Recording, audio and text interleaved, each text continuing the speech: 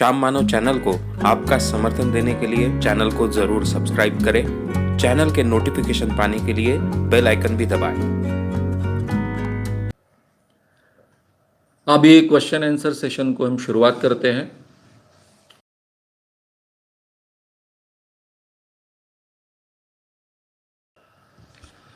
घनश्याम मौर्य, इनका सवाल है कि अस्पृश्यता के बारे में सावरकर जी के क्या विचार थे।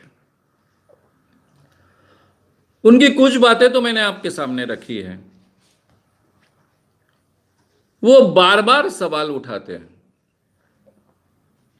अंबेडकर जी का नाम लेकर सवाल उठाते हैं, दलितों का नाम लेकर सवाल उठाते हैं, कुछ जातियों का भी नाम लेकर सवाल उठाते हैं। जैसा मैंने अभी भी आपके सामने कहा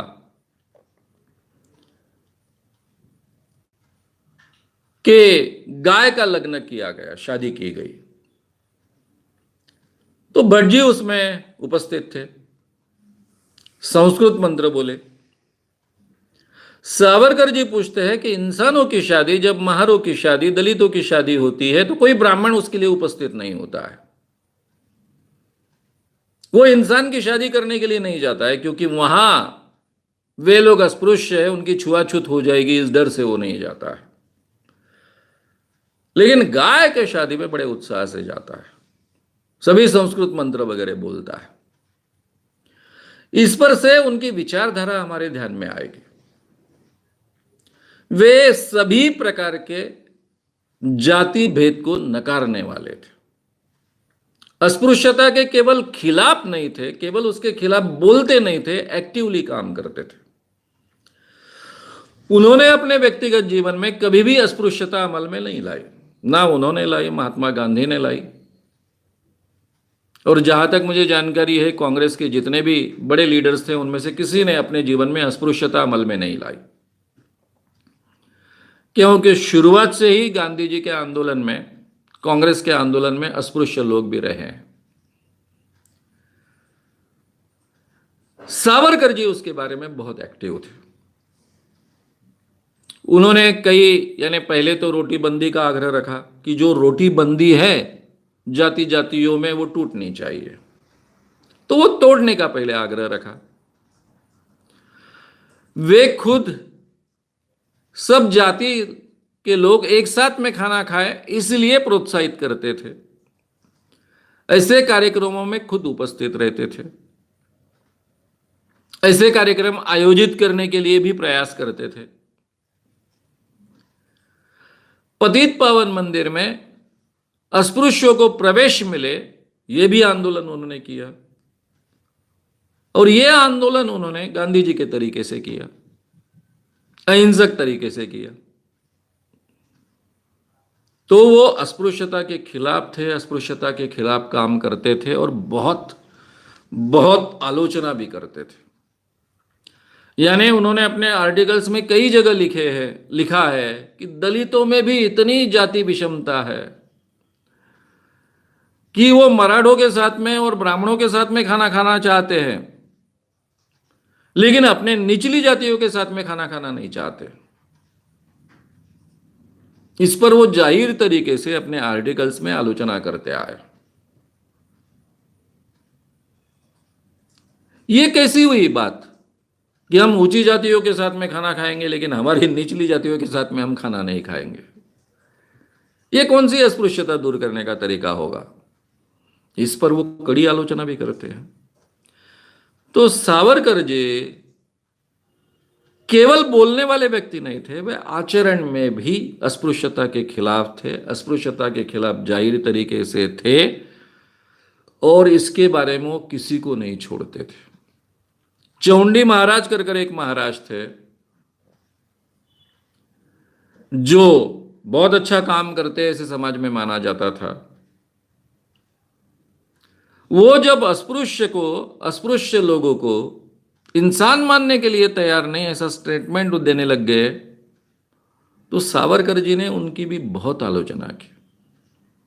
वो गौ सेवा का बहुत बड़ा काम करते थे। पहले उन्होंने तारीफ भी की थी कि गौ सेवा का अच्छा काम चौंडे महाराज करते हैं, लेकिन जब उन्होंने अस्पृश्य को इंसान मानने से इनकार कर दिया, तब चौंडे महाराज को भी उन्होंने धो धोया है। तो वो रिस्क लेकर पूरी तरह से बड़े पैमाने पर अस्पृश्यता इस बात के खिलाफ खड़ा होते थे, अपने जीवन में भी और विचारों में भी। नेक्स्ट। डॉक्टर बाबा साहब आम्बेडकर के सावरकर के बारे में क्या विचार थे? प्रशांत कांबळे। प्रशांत कांबळे। डॉक्टर बाबा साहब आम्बेडकर जी के सावरकर जी के बारे में क्या विचार थे? आम्बेडकर जी के लेखन में सावरकर जी के बारे में मैंने कुछ पढ़ा है, ऐसा मुझे याद नहीं आ रहा है, मुझे ढूंढना होगा। दोनों एक दूसरे को जानते थे, ये बात तो सही थी। सावरकर जी बाबा साहब जी से उम्र में भी बड़े थे। सावरकर जी जब बैरिस्टर बनने के लिए इंग्लैंड गए थे तभी बहुत फेमस हो चुके थे। गांधी जी से कम फेमस थे, लेकिन बहुत फेमस हो चुके थे पूरे भारत में, महाराष्ट्र में कम से कम। दोनों का रत्नागिरी से भी संबंध था, इसलिए दोनों एक दूसरे को तो बहुत अच्छे ढंग से जानते थे। अब आम्बेडकर जी ने सावरकर जी के बारे में क्या कहा है ये ढूंढना पड़ेगा।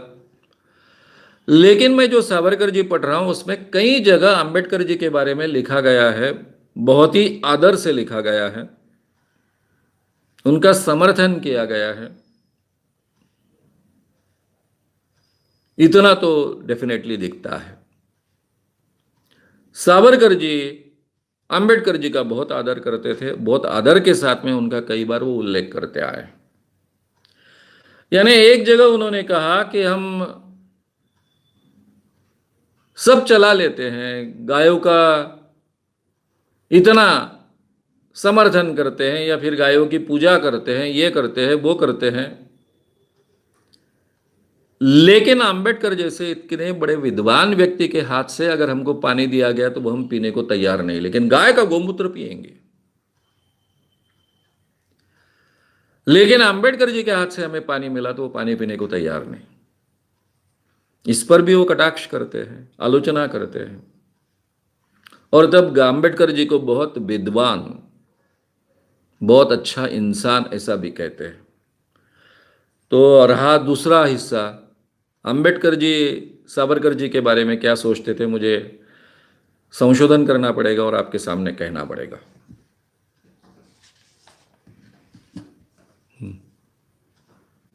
सावरकर जी नॉनवेज खाने के बारे में क्या विचार रखते थे? सूर्यकांत जांभूळकर।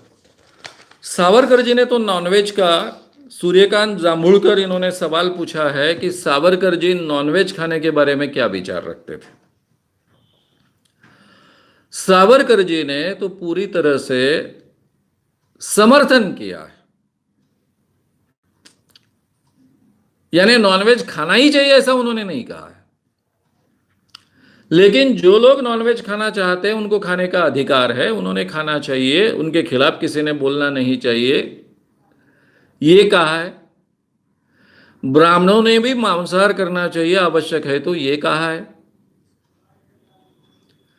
इतना ही नहीं तो उन्होंने उदाहरण दिया है कि अगर हम एक किले में अटक गए हैं, हमारे शत्रु ने हमें चारों ओर से घेर लिया है, उनके साथ में हमें लड़ाई करनी है, सब अनाज खत्म हो गया और हमारे पास केवल गाय बची है, तो गायों को भी मारकर खाना चाहिए, जिंदा रहना चाहिए और लड़ाई जीतनी चाहिए, ऐसा उन्होंने कहा है। तो इसका मतलब ये नहीं है कि वो कहते हैं कि सबने मांसाहार करना चाहिए, नॉनवेज खाना चाहिए। जो खाना चाहते हैं उन्होंने खाना चाहिए, जो नहीं खाना चाहते उन्होंने नहीं खाना चाहिए। ऐसी स्वतंत्रता उन्होंने दी है।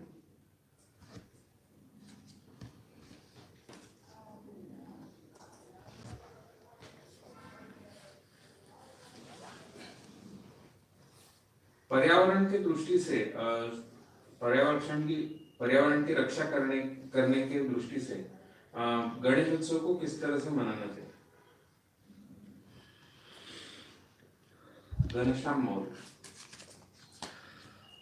घनश्याम मोरे इन्होंने सवाल पूछा है कि पर्यावरण दृष्टि से किस ढंग से गणपति उत्सव मनाना चाहिए, इसके बारे में इतना बोला गया है, इतना लिखा गया है कि वही बात यहाँ रिपीट करने में कोई मतलब नहीं है।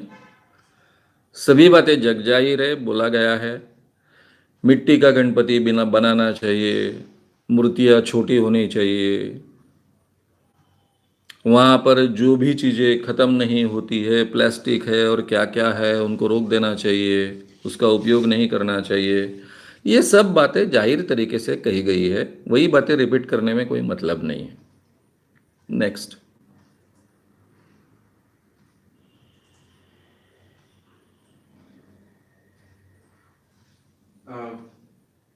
क्या आप खुद होली दिवाली जैसे फेस्टिवल सेलिब्रेट करते हैं और क्या हमने करने चाहिए? पुनीत शर्मा। पुनीत शर्मा इन्होंने सवाल पूछा है,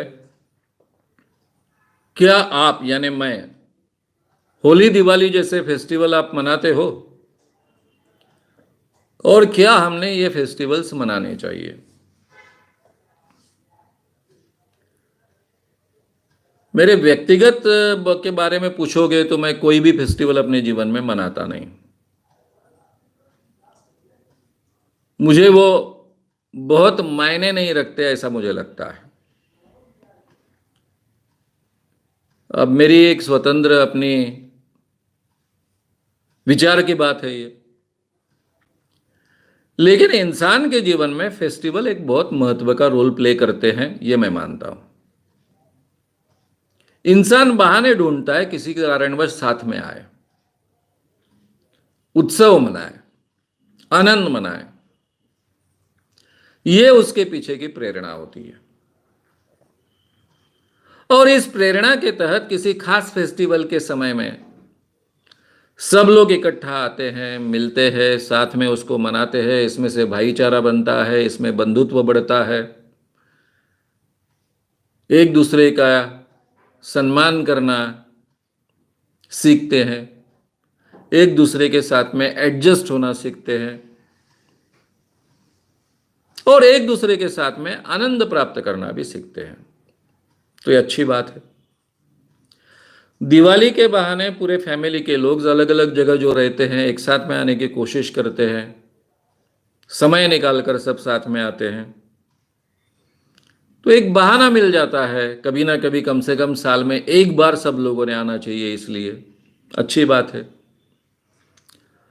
होली के बारे में थोड़े मतभेद हो सकते हैं।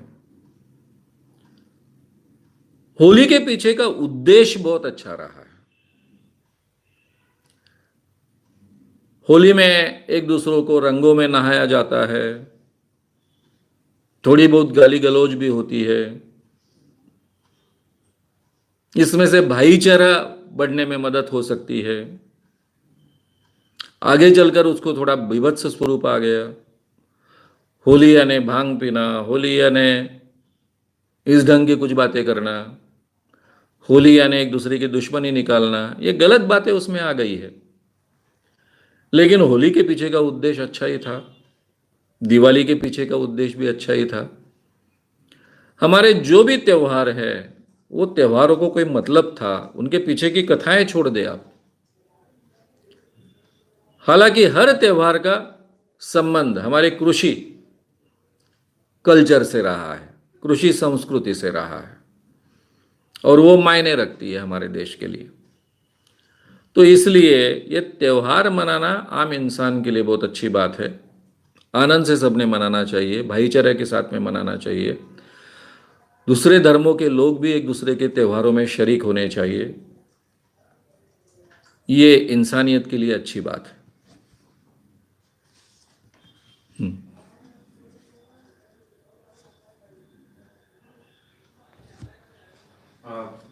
आज के विषय से जुड़ा नहीं है पर सवाल है, क्या विवाह शादी अप्राकृतिक? विकास वर्मा।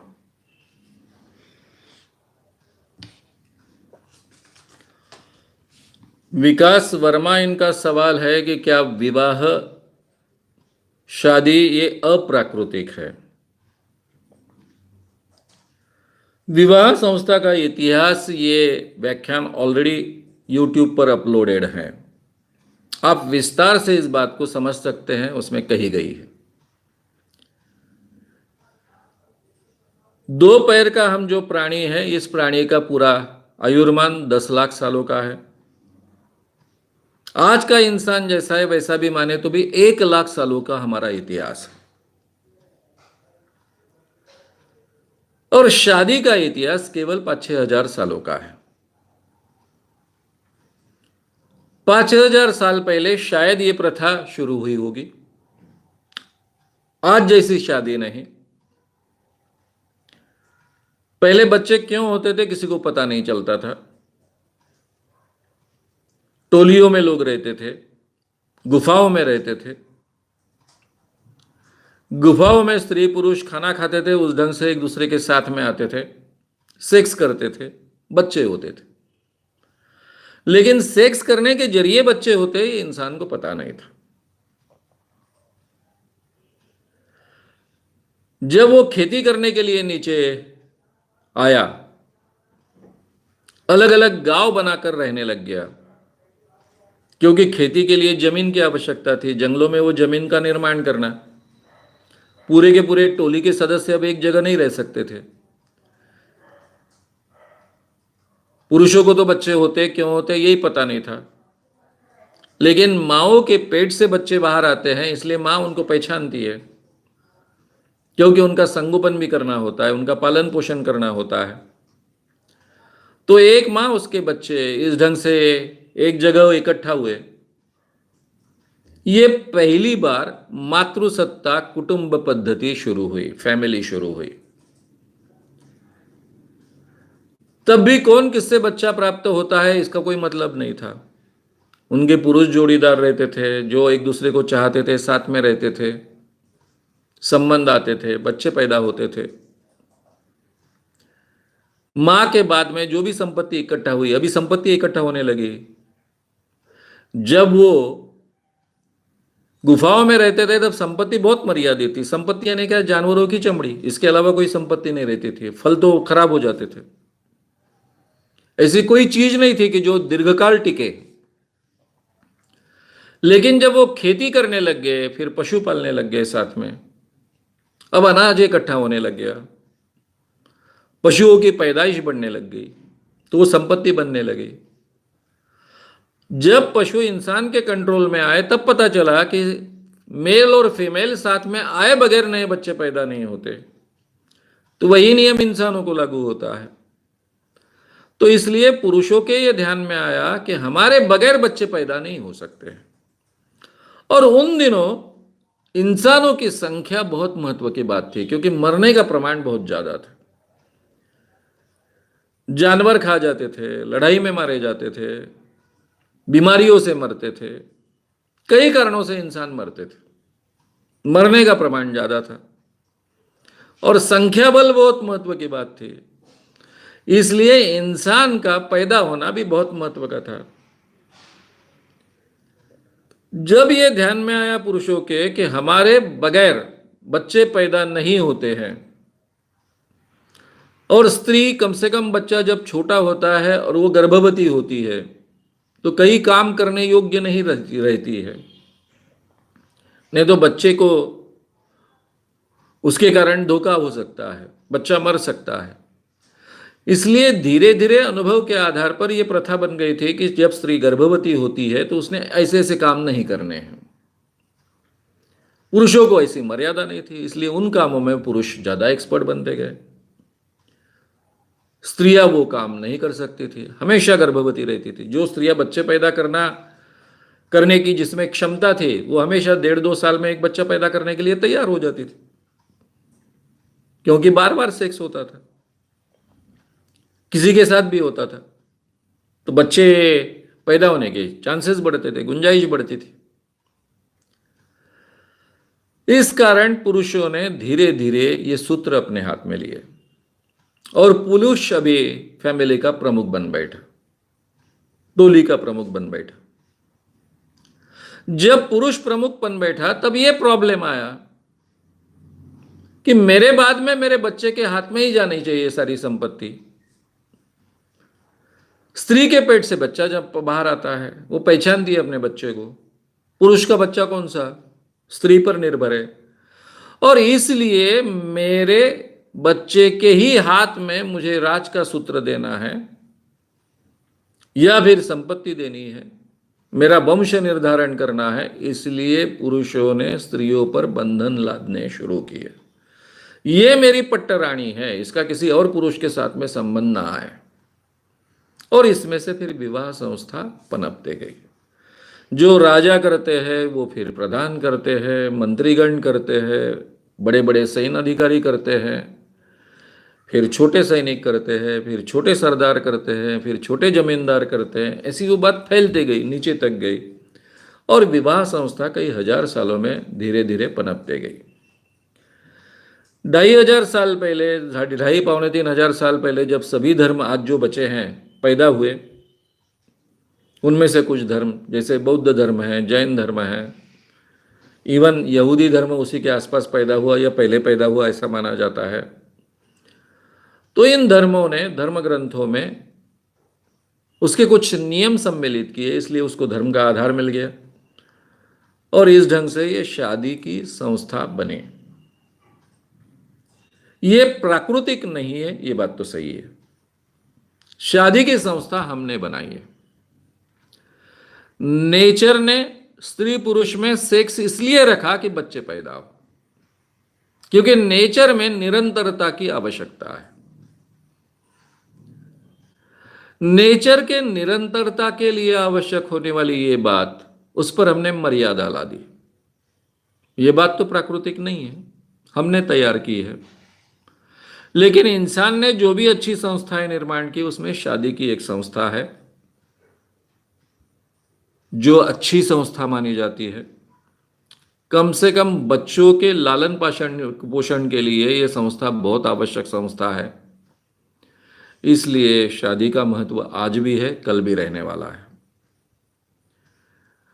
यह मैंने बहुत शॉर्ट में बात आपके सामने रखी, बहुत विस्तार से ऑलरेडी यूट्यूब पर ये व्याख्यान इस विषय पर के अपलोडेड है, उसको आप सुनिए। विवाह संस्था का इतिहास। नेक्स्ट।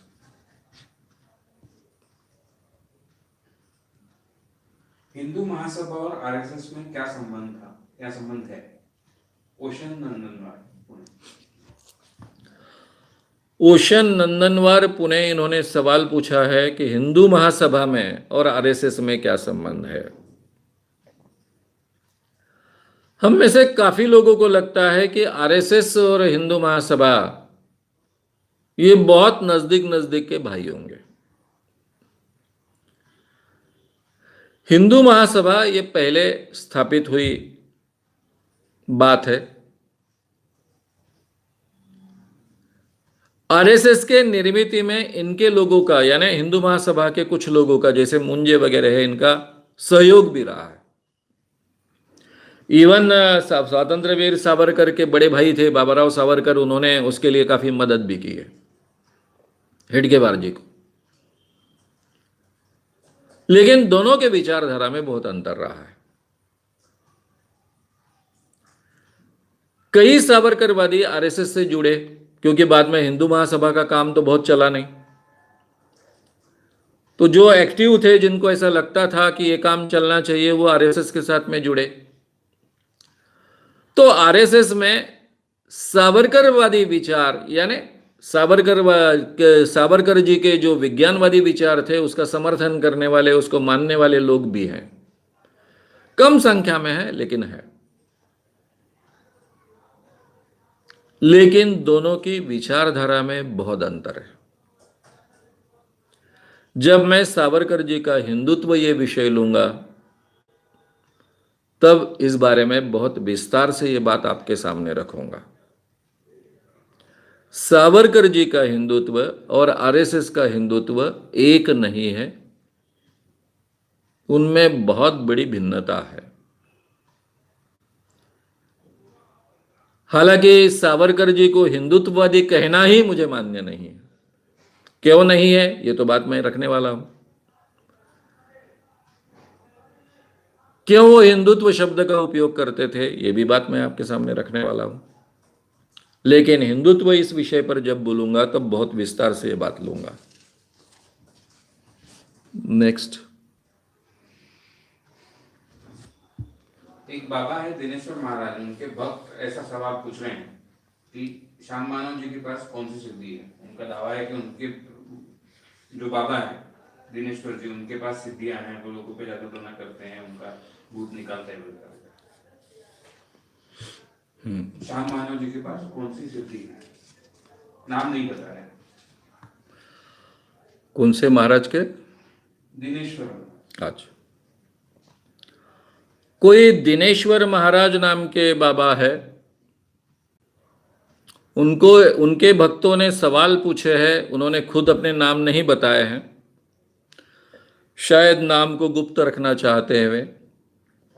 ये दिनेश्वर महाराज कौन है मैं तो जानता नहीं हूं। ऐसे कई महाराज हैं हमारे समाज में। मैंने और मेरे संगठन ने अभी तक करीबन 2-1 हजार महाराजों को एक्सपोज किया होगा। मेरे पास कोई सिद्धियां नहीं है। मैं एक आम इंसान हूं, सामान्य इंसान हूं। हाँ, मेरे जीवन में मैं सिद्धियां प्राप्त करना चाहता था, क्योंकि पहले बहुत आध्यात्मिक व्यक्ति था।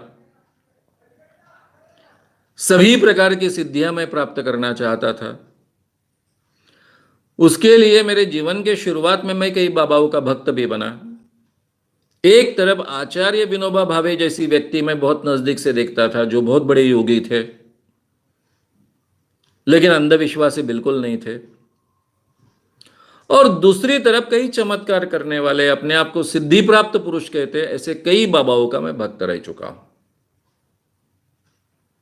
मुझे पता है कि इस दुनिया में किसी को भी सिद्धि प्राप्त नहीं होती है। जो दावा करता है कि उसको सिद्धि प्राप्त हुई है, वो बहुत बड़ा ढोंगी होता है। मैं केवल कहता नहीं हूं, सिद्ध करता हूं, और यही गए 38 सालों से करते आया हूं। जो भी बाबा, जो भी योगी अपने आप को सिद्धि प्राप्त कहता है, वो बहुत बड़ा ठग होता है, ढोंगी होता है।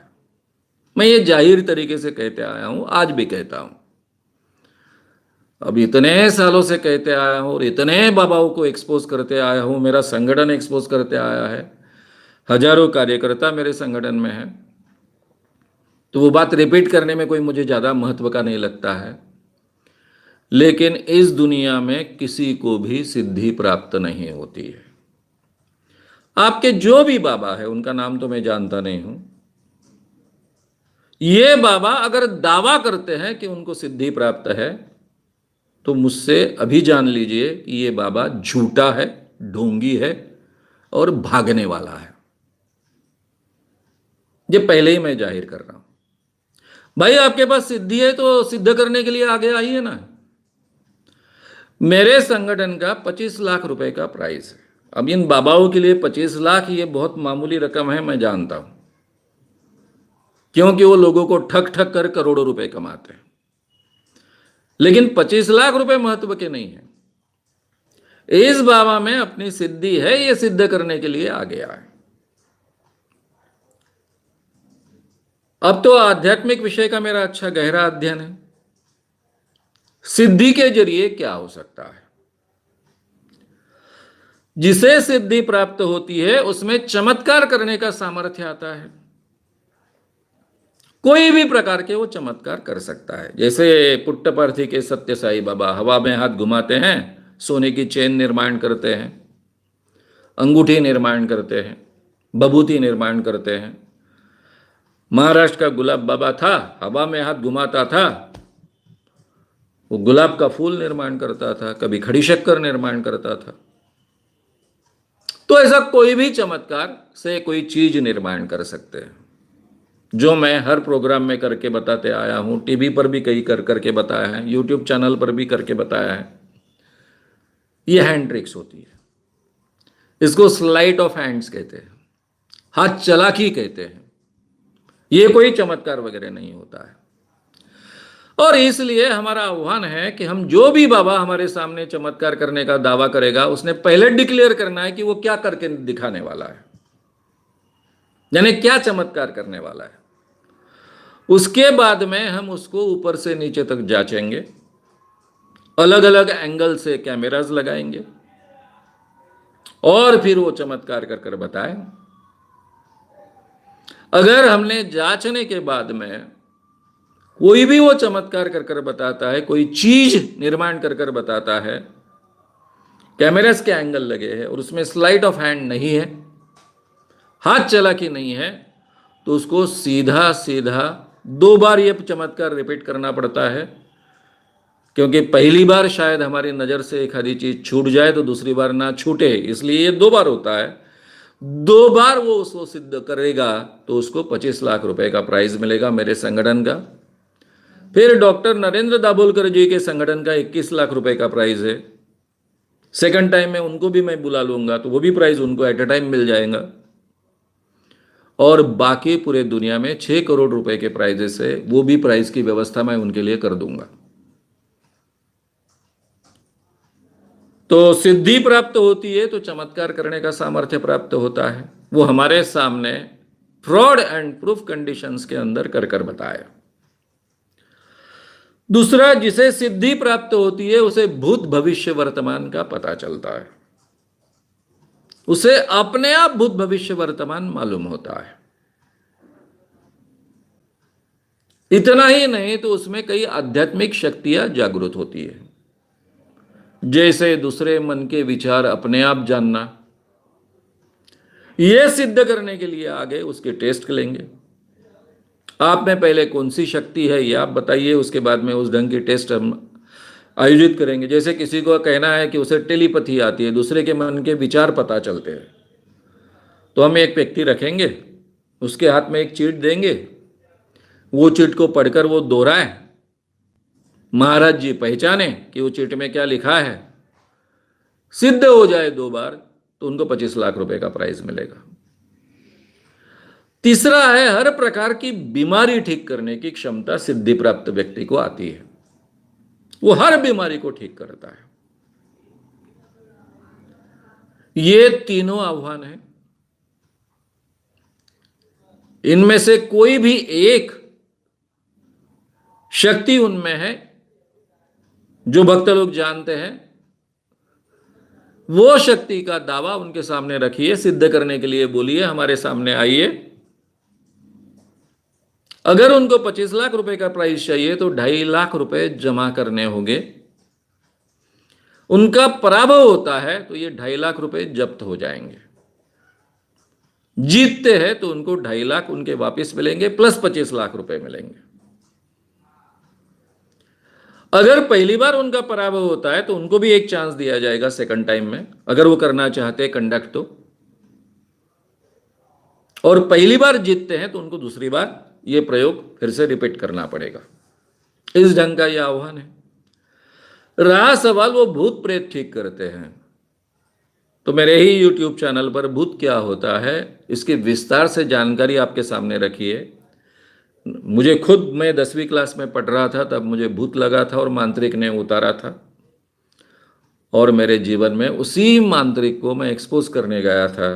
तब उसने कहा था कि भाई ये आपके मन में था, आपके मन में जो भूत था वो कल्पना को मैंने केवल निकाला है, भूत नाम की कोई चीज़ इस दुनिया में नहीं होती है। तो ये भूत प्रेत वगैरह मंत्र तंत्र ऐसा कुछ होता नहीं है। और महाराष्ट्र सरकार ने जादू टोना विरोधी कानून बनाया है, जो मैंने ही उसका शब्दांकन किया है, हर शब्द फाइनल किया है। उसके अनुसार अगर कोई दावा करता है कि उसमें ऐसी कोई मंत्र शक्ति से कुछ करने की क्षमता है तो वो कानूनन अपराध है, उसके लिए 6 माह की जेल हो सकती है। अगर ये आपका बाबा कहता है कि किसी ने जादू टोना किया, टोटका किया, तो समझ लो इसको 6 महीने जेल में जाना पड़ेगा।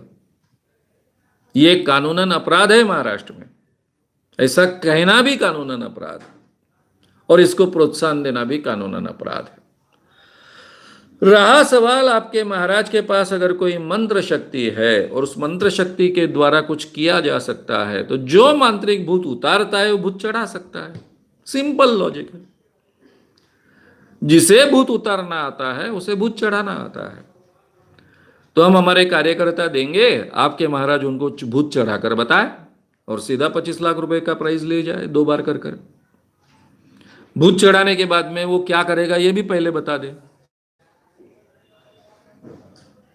ऐसे कई महाराजों को मैं आज तक भगा चुका हूं।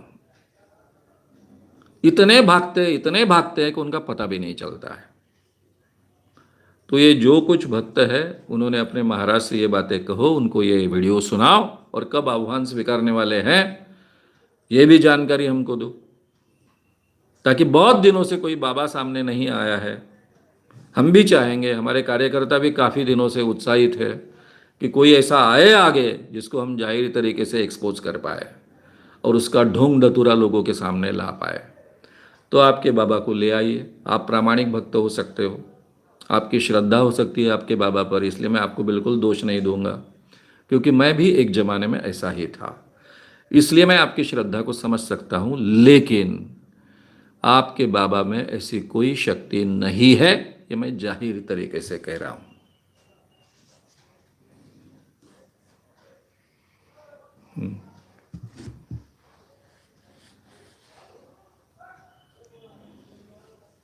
हिंदू धर्म और हिंदू संस्कृति, इनमें क्या फर्क है, या इनमें अगर फर्क बताना हो तो कैसे बताया जा सकता है? प्रशांत कांबळे।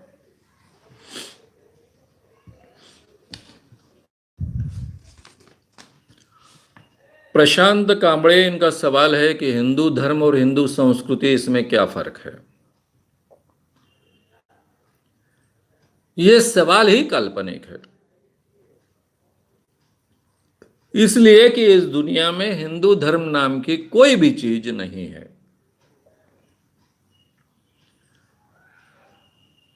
धर्म की कुछ शर्तें होती है। धर्म का एक संस्थापक होना चाहिए, धर्म का एक गॉस्पेल होना चाहिए जिसे हम धर्म ग्रंथ कहते हैं। इस धर्म ग्रंथ में तत्वज्ञान होना चाहिए और कोड ऑफ कॉन्डक्ट होना चाहिए। तत्वज्ञान और कोड ऑफ कॉन्डक्ट यानी कायदे कानून व्यवस्था, यह अमल में लाने वाली एक यंत्रणा होनी चाहिए जिसको हम पुरोहित कहते हैं, चर्च कहते हैं। ये जब चार चीजें साथ में आती है तो उसको कहते हैं धर्म। सबसे पहले हिंदू धर्म नाम की कोई चीज नहीं है। क्यों कहा जाता है? इसलिए कि हिंदू धर्म का कोई संस्थापक नहीं है। हिंदू धर्म का कोई भी धर्म ग्रंथ नहीं है। जिसे गॉस्पेल कहा जाता है, बाइबल कहा जाता है, ऐसा कोई धर्म ग्रंथ हिंदू धर्म का नहीं है। आप कहेंगे रामायण है, महाभारत है। रामायण महाभारत ये महाकाव्य है। भगवत गीता है, भगवत गीता भी एक काव्य है। उसमें कुछ तत्वज्ञान की बातें कही है, लेकिन उसमें कोड ऑफ कॉन्डक्ट नहीं है, इसलिए उसको धर्म ग्रंथ नहीं माना जा सकता। आप कहेंगे मनुस्मृति हमारा कोड ऑफ कॉन्डक्ट है। मनुस्मृति बड़े पैमाने पर भारत में अमल में लाई गई, लेकिन सभी भारत के हिंदू लोग या फिर हिंदू कल्चर के लोग ये मनुस्मृति के दायरे में नहीं थे, नंबर एक। और नंबर दो, मनुस्मृति केवल कोड ऑफ कॉन्डक्ट रही है और कुछ हजार सालों तक रही होगी, लेकिन उसके दायरे में पूरे के पूरे भारत के लोग आते थे, ऐसी स्थिति कभी थी नहीं। इसलिए हिंदू धर्म नाम की कोई भी चीज नहीं है। वो धर्म नाम की प्रक्रिया जो है या फिर धर्म नाम की जो चीज है, उसके सभी इंग्रेडिएंट सेटिस्फाई नहीं होते। इसलिए हमेशा हिंदू को हिंदू कल्चर कहा जाता है। भारत में हिंदू कल्चर जो है वो स्पष्ट रूप से भारत में जो लोग हैं वे जिस कल्चर में पलते बढ़ते हैं उसको हिंदू कल्चर कहा जाता है। अब सिंधु से इसका निर्माण हुआ ऐसा माना जाता है। सिंधु नदी के आसपास जो कल्चर डेवलप हो गई वो फैलते गई ऐसा माना जाता है। यह हिंदू कल्चर में बहुत अलग अलग तत्वज्ञान है, एक दूसरे से विरोधी तत्वज्ञान है, और ये हिंदू तत्वज्ञानी माने जाते हैं। इसमें ईश्वर को मानने वाले भी है, चारवाक परंपरा, ईश्वर को न मानने वाली भी है। यानी ईश्वर को मानने वाले अलग अलग परंपरा के लोग हैं, लेकिन चारवाक परंपरा ईश्वर को नहीं मानती है। कोई धार्मिक प्रथा परंपरा को स्वीकारती नहीं है जिसको वैज्ञानिक आधार नहीं है, और वेदों को भी नहीं मानती है। कुछ परंपराएं ऐसी हैं कि जो वेदों को मानती है लेकिन ईश्वर को नहीं मानती है, और कुछ परंपराएं ऐसी है जो ईश्वर को भी मानती है और वेदों को भी मानती है। इसलिए भारत में तत्वज्ञान की भी अलग अलग परंपराएं हैं, कोड ऑफ कॉन्डक्ट एक नहीं है, रूढ़ी परंपराएं भिन्न भिन्न है। भारत में एक तरफ एक पति एक पत्नी ये भी संबंध रहे, भारत में एक पति के कई पत्नियां ये भी संबंध रहे हैं और परंपरा रही है, और भारत में एक पत्नी के कई पति ये भी परंपरा रही है। भारत में पितृसत्ताक परंपरा भी रही है, मातृसत्ताक परंपरा भी रही है। यही भारत में मामा से शादी करने की भी प्रथा रही है और मामा को पिता समान मानने की भी प्रथा रही है। इतनी भिन्न परंपराएं और प्रथाएं भारत में हैं। ये सभी भिन्न भिन्न, एक दूसरे के खिलाफ होने वाली, एक दूसरे के विरुद्ध होने वाली परंपराएं, ये सभी भिन्न भिन्न परंपराएं मिलकर ये हिंदू कल्चर बनती है। कल्चर में और धर्म में एक बेसिक फर्क है। कल्चर नदी जैसी होती है, नदी जैसे बहती है वैसे बदलते जाती है, उसमें नई नई चीजें ऐड होते रहती है, नया नया नया पानी ऐड होते रहता है, छोटी छोटी नदियां मिलते रहती है, छोटी छोटी नहरें मिलते रहती है, नदी बड़ी बड़ी होते जाती है, भिन्न होते जाती है। नदी का मूल और बात की नदी, इसमें बहुत अंतर होता है। वैसा कल्चर का होता है। कल्चर स्टैटिक नहीं होती है, कल्चर स्टैटिक नहीं होती है, हमेशा बदलते रहती है। इसीलिए उसमें एक दूसरे के खिलाफ होने वाली रूढ़ी परंपराएं भी लोग अमल में लाते हैं। एक तबके के लोग एक परंपरा अमल में लाएंगे, उसके खिलाफ की परंपरा दूसरे लोग अमल में लाएंगे। एक जगह एक चीज की मान्यता है, दूसरे तरफ दूसरे चीज की मान्यता है। ऐसी भिन्न अवस्था आपको कल्चर में मिलेगी।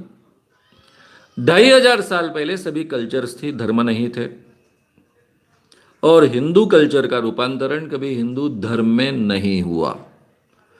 करने की कोशिश की गई लेकिन कभी हो नहीं पाया, और यही इसकी सबसे बड़ी खूबी है, यही इसकी सबसे बड़ी विशेषता है। और इसीलिए हिंदू कल्चर में सभी प्रकार के लोग एक दूसरे के साथ में जीना सीख लेते हैं। हिंदू कल्चर की यह विशेषता रही है कि वो हमेशा दूसरों को स्वीकारते आई है, अलग विचारधारा को स्वीकारते आई है, अलग परंपराओं को स्वीकारते आई है, अलग धर्मों को भी स्वीकारते आई है। इस देश में मुस्लिम धर्म आया तो हिंदुओं ने दरगाह को पूजना शुरू कर दिया, हिंदू लोगों ने जो मुस्लिम संत रहते थे उनको पूजना शुरू किया, फकीरों को पूजना शुरू किया। कोई भेद आम हिंदू लोग नहीं रखते, ये इसकी विशेषता रही। और इसीलिए भारत 5000 सालों से भारत रहा है। कई धर्म आए, वो उसको समाते गया। ये हिंदू कल्चर की विशेषता है। तो हिंदू धर्म नाम की कोई चीज ही नहीं होने के कारण हिंदू धर्म अलग है और हिंदू कल्चर अलग है, ऐसा हम कह नहीं सकते। हिंदू कल्चर के नाम पर जो चीजें कही जाती है उसमें हमेशा भिन्नता रही है। एक ने एक कहा, उससे भिन्न बातें दूसरी निकालकर बताई जा सकती है। इसलिए कोई एक बात यानी हमारी हिंदू कल्चर है ऐसा कहना बड़ा कठिन है।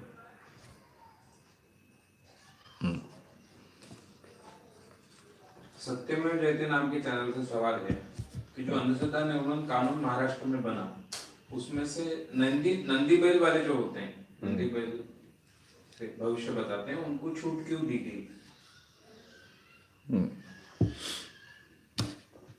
यानी क्या वो लोगों को नहीं फंसाते तो उसको छूट दी? सत्यमेव जयते इस चैनल से सवाल आया है कि महाराष्ट्र में जो जादू टोना विरोधी कानून बना, उस कानून में नंदी बैल भविष्य कहने वाले लोगों को छूट दी गई है। ऐसा क्यों? इस कानून में कभी भविष्य की बात थी ही नहीं। कानून का जो स्क्रिप्ट 2005 में महाराष्ट्र सरकार को सादर किया गया था और जो पहली बार अप्रैल मार्च में 2005 को विधानसभा में रखने का प्रयास हुआ और जिसको सभी पार्टीज के एमएलएज ने बहुत कड़ा विरोध किया, उसमें भी ये मुद्दा था नहीं। पूरे भारत में ज्योतिष के खिलाफ लड़ने वाला जाहिर तरीके से मैं अकेला व्यक्ति हूं, मेरा संगठन है, जाहिर तरीके से इसके खिलाफ बोलते आया है, कई ज्योतिषों को एक्सपोज करते आया है। मेरी कितनी भी दिली चाह होती कि मैं इस कानून को यहां लाऊं ज्योतिष के खिलाफ, तो यह संभव नहीं था। दो कारण थे। भारतीय परंपरा में ज्योतिष ये धर्म का हिस्सा है। हमारा हर काम ज्योतिष के आधार पर चलता है, यानी भारतीय परंपरा का बात कर रहा हूं मैं। हमारा हर उत्सव, हर त्योहार ज्योतिष के कालगणना पर खड़ा होता है। शादी ब्याह से लेकर हर चीज हम शुभ अशुभ देखकर निकालते हैं। ये सभी बातें ज्योतिष से संबंधित है। और भारत के कॉन्स्टिट्यूशन में फंडामेंटल राइट्स में ये उपासना और धर्म स्वातंत्र्य दी गई है। धर्म स्वतंत्रता और उपासना ये फंडामेंटल राइट्स में डाली गई है। इसके खिलाफ अगर एक भी बात मैं रखता इसमें, तो कानून हाईकोर्ट में चैलेंज होने के बाद में पूरी तरह से रद्द हो जाता और पूरी प्रोसेस फिर से करनी पड़ती। इसलिए यह बात उसमें रखी नहीं जा सकती थी, क्योंकि आम जनता में ज्योतिष ये बहुत पॉजिटिव बात मानी जाती है। जैसे कोई बाबा किसी का शोषण करता है, स्त्री का शोषण करता है, तो लोगों को बहुत सीरियसली लगता है, ये ठगना है, ऐसा लगता है। ज्योतिष लोगों को ठगते ही हैं, लेकिन ये आम भारतीय के मन में ज्योतिष यानी ठगी, ये समीकरण नहीं अभी तक पैदा हुआ है। क्योंकि पूरे भारत में ज्योतिष के खिलाफ बोलने वाला मैं अकेला और मेरा संगठन है। बाकी सभी लोग तो ज्योतिष अमल में लाने वाले लोग हैं। ऐसी स्थिति है।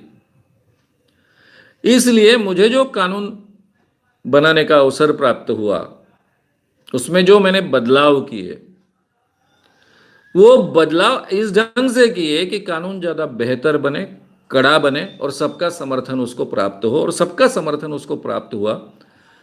जो कानून इतने साल तक अटक के रहा, उसको पांचों पार्टियों ने समर्थन देने के बाद सम्मिलित हुआ, जिसमें राष्ट्रवादी कांग्रेस, इन्होंने तो, उनकी सरकार ने यह कानून लाया। शिवसेना ने भी इसका समर्थन दिया, भाजपा ने भी 100% इसका समर्थन दिया, मनसे ने इसका समर्थन दिया, आरपीआई के सभी गुटों ने इसका समर्थन किया और सबके सहमति से कानून बना। क्योंकि इस ढंग से बदलाव उसमें किए गए थे कि कोई उसके लिए ऑब्जेक्शन ना ले। केवल जब कानून फाइनल हुआ 2013 के दिसंबर में, दोनों सभागृहों में पारित होते वक्त, तो काफी बाबा लोग इतने सालों तक जो विरोध करते आए थे और शिवसेना के और भाजपा के कंधे पर बंदूक रखकर, उनकी दिक्कत होने लग गई कि अभी कानून पारित हो रहा है, क्योंकि शिवसेना और भाजपा ने भी समर्थन दिया। तो कम से कम हमको सुरक्षा प्राप्त हो, इसलिए कुछ चीजें उसमें डाली गई। तो उसमें भविष्य कथन को कानून के बाहर रखा है। भविष्य कहने वाले लोगों ने दिया हुआ सलाह। अब जब तक वो सलाह देते हैं तब तक कानून के दायरे में नहीं आता है, लेकिन अगर वो डर बताएंगे कि आपने ऐसा नहीं किया तो फिर आपके यहाँ मृत्यु संभव है, आपका नुकसान होना संभव है, तो इसी कानून में अनुसूची में शेड्यूल में 8वां कलम जो है उसमें किसी भी कारणवश किसी को डर बताना, नुकसान हो ये डर बताना, ये कानूनन अपराध ठहराया गया है। उस दायरे में वो लोग आते हैं। और सलाह देने का मतलब डर बताना नहीं होता है, इसलिए उनको छूट नहीं मिलती है। अब रहा सवाल, किसी ज्योतिष ने पैसे लिए और उसने डर नहीं बताया, मैं ऐसा ऐसा करूंगा तुम्हारी शादी हो जाएगी, और शादी नहीं हुई, तो महाराष्ट्र सरकार का ये जादू टोना विरोधी कानून उसको लागू नहीं होता है, लेकिन आईपीसी का 420 कलम उसको लागू होता है कि इसने मुझसे पैसे लिए और बाद में कहा कि तुम्हारी शादी होगी लेकिन नहीं हुई। इसने कहा तुम व्यवसाय में सक्सेस हो गए लेकिन मैं व्यवसाय में सक्सेस नहीं हुआ। इसने कहा पैसे लिए और कहा कि ये होगा लेकिन नहीं हुआ। तो उसके खिलाफ अभी भी लोग 420 के तहत कंप्लेंट कर सकते हैं, वे गुंजाइश बाकी है। लेकिन आप जो कह रहे हो कि नंदी बैल वालों को इसमें से छूट दी गई है, बिल्कुल छूट दी गई नहीं है। ये पहले था ही नहीं, कभी रखने का उद्देश्य भी नहीं था, उल्टा था। उनको डर था कि उनके खिलाफ कानून में कुछ आने वाला है।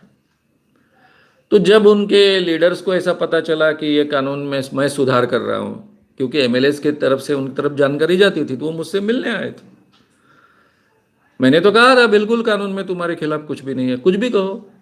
किसी औरत के घर जाने के बाद में कहो तू सही अन्नपूर्णा है, तू अमेरिका की राष्ट्रपति बनेगी, तो भी कोई प्रॉब्लम नहीं। कितना भी बड़ा झूठ बोलो, अपने देश में झूठ बोलना कोई कानूनन अपराध नहीं है।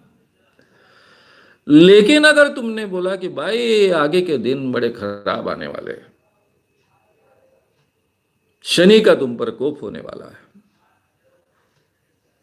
घर में किसी की जान जा सकती है, या फिर भाई तुझे बहुत बड़ा नुकसान उठाना पड़ेगा, ऐसा आपने कहा कि फिर कानून लागू होता है, आपको 6 महीने जेल में जाना पड़ेगा।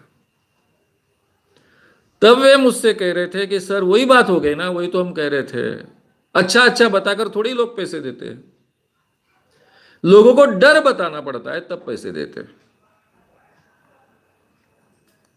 और आज भी डर बताना तो कानूनन अपराध है, इसलिए ना नंदी बैल वालों को छोड़ा गया है, ना वास्तुशास्त्र वालों को छोड़ा गया है, ना ज्योतिषियों को छोड़ा गया है।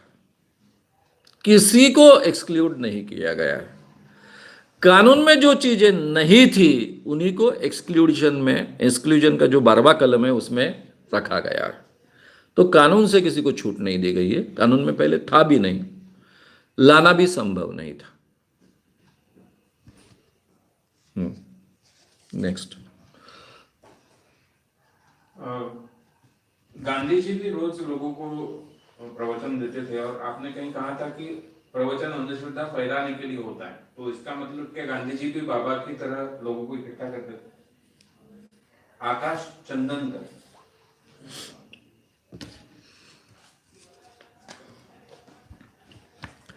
आकाश चंदनकर, इन्होंने सवाल पूछा है कि गांधी जी भी लोगों के सामने प्रवचन देते थे, और आपने कहा है कि प्रवचन जनरली अंधश्रद्धा फैलाने के लिए होते हैं, तो क्या गांधी जी भी बाबा थे और गांधी जी भी प्रवचन देते थे, इसका मतलब अंधविश्वास फैलाते थे? प्रवचन ये शब्द लोगों के मन में पूरी तरह से बैठा हुआ है। मुझे कई लोग जब फोन करते हैं तो कहते हैं हमने आपका प्रवचन सुना। अब वो कहते हैं प्रवचन सुना क्योंकि उन्होंने वही शब्द सुना रहता है। अब मेरा भाषण भी उनको प्रवचन लगता है, तो गांधी जी का भी भाषण प्रवचन लगता है। इसलिए कई लोगों ने गांधी जी का प्रवचन ये शब्द का उपयोग किया होगा। गांधी जी खुद ये शब्द का उपयोग नहीं करते थे। गांधी जी भाषण देते थे, सावरकर जी भाषण देते थे, मैं भाषण देता हूं। प्रवचन ये शब्द जनरली, यानी ऐसा कोई नियम नहीं है, लेकिन जनरली धार्मिक बात कहने वाले के लिए प्रवचन शब्द का उपयोग किया जाता है। जो अपने आप को बाबा कहता है, साधु कहता है, ऐसा आदमी प्रवचन कहता है। अभी हमारे यहां क्या हो गया है कि भारत में बाबा, साधु, इसके साथ में महात्मा शब्द भी लग गया। तो हम कहते कहते कहते साधु महात्मा ऐसा शब्द का उपयोग करते हैं, यानी बाबा है, साधु है, महात्मा है। और भारत में महात्मा गांधी ऐसा कहा जाता है। अब ये महात्मा गांधी शब्द, महात्मा ये शब्द रविंद्रनाथ टैगोर ने दिया ऐसा माना जाता है। उसके पहले भी एक गुजराती व्यक्ति ने इसका उपयोग किया था। लेकिन जब रविंद्रनाथ टैगोर जैसे व्यक्ति ने, जिनको नोबेल प्राइज मिला 1913 में, महात्मा शब्द का उपयोग किया तो वो पूरे भारत में फैल गया, महत्व का माना गया। और तब से महात्मा जी को, यानी महात्मा गांधी ऐसा कहा जाता है, मोहनदास करमचंद गांधी जी को। तो शायद इसलिए ये भी महात्मा है ऐसा लोगों को लगता है, और उनके कहने के, उनके भाषण को प्रवचन कहा गया होगा कई जगह। लेकिन गांधी जी कोई भी धार्मिक प्रवचन नहीं देते थे। मैंने उनका कोई भी धार्मिक प्रवचन कभी पढ़ा नहीं है, सुना नहीं है।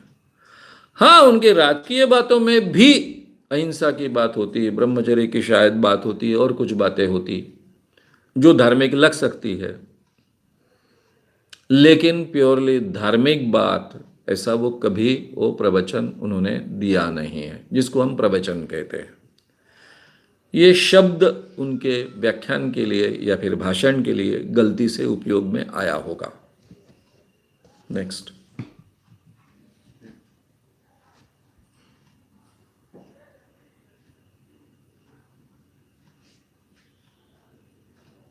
सावरकर जी के और गांधी जी के विचार क्या एक दूसरे के विरोधी विचार थे? विशाल धोटे। विशाल धोटे, क्या सावरकर जी के और गांधी जी के विचार एक दूसरे के खिलाफ थे, विरोधी विचार थे? हम 100% विरोधी विचार तो नहीं कह सकते, काफी साम्य स्थल थे। दोनों इस देश में स्वतंत्रता, इस देश को स्वतंत्र करना चाहते थे। दोनों इस देश को एक लोकतांत्रिक देश चाहते थे। दोनों इस देश को सभी धर्मों को साथ में लेकर चलने वाला देश चाहते थे।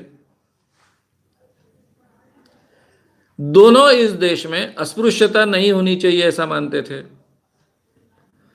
दोनों ये देश के लोग जाति प्रथा को भूल जाए और जाति प्रथा विहीन समाज बने ऐसा चाहते थे। इतनी साम्यताएं दोनों के विचारों में थी। गांधी जी बहुत प्रैक्टिकल थे, भारत को बहुत नजदीक से जानते थे। उनको मालूम था कि भारत हिंसक आंदोलन से कभी भी स्वतंत्रता प्राप्त नहीं कर सकता है। वो ब्रिटिशों की ताकत भी जानते थे। और सावरकर मानते थे कि इस देश को स्वतंत्रता प्राप्त करनी है तो रणाविनकुणा स्वातंत्र्य मिळाले, लड़ना पड़ेगा, हिंसक आंदोलन करना पड़ेगा, और तभी इस देश को स्वतंत्रता मिलेगी। ये उनमें विचार भेद थे। मार्ग के बारे में उनके विचार भेद थे कि कैसे इस देश को स्वतंत्रता प्राप्त हो। हिंदू शब्द का वो उपयोग करते थे, गांधी जी भी करते थे। गांधी जी अपने आप को हिंदू सनातनी मानते थे और सभी धर्मों को साथ में जोड़ लेते थे। और सावरकर एक मुस्लिम धर्म छोड़कर और क्रिश्चियन छोड़कर बाकी सब धर्मों को साथ में जोड़ते थे। वो यहां तक कहते थे कि जैन हिंदू, बुद्ध हिंदू, सिख हिंदू, बाकी सब हिंदू है। ये 2 धर्म छोड़ दिए तो बाकी सब हिंदू है, ऐसा वो मानते थे। तो उनमें कुछ विचारों में अंतर भी था, काफी साम्य स्थलें भी थी। इसलिए दोनों के प्रति एक दूसरे के मन में बहुत आदर होना चाहिए। गांधी जी के मन में तो सावरकर जी के बारे में बहुत आदर था, ये बार बार दिखता है, वो व्यक्त भी करते हैं। जबकि सावरकर जी उनके उम्र से छोटे थे, गांधी जी पहले से बहुत ज़्यादा प्रसिद्ध थे, पूरे देश के हीरो बन चुके थे, माने जाए तो बड़े लीडर थे, उनके पीछे लाखों लोग थे। इसके बावजूद वो सावरकर जी अपने उम्र से छोटे होने के बावजूद उनके प्रति बहुत आदर व्यक्त करते थे। वो रत्नागिरी में मिलने गए थे,